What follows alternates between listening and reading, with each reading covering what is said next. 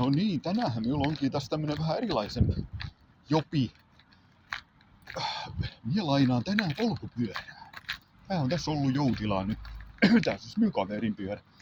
Ja tää on ihan hyvän näköinen. Yksi kettaa missä.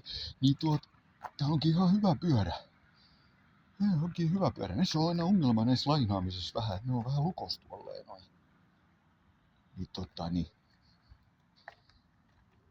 Minä käytän tällaista, tää on tämmönen malli, pitäisi koputtamalla ihan lähteä auki, mutta minä saan sitä koputtelemaan. Minä ryopilaisella yleisavaimella kokeilen tätä.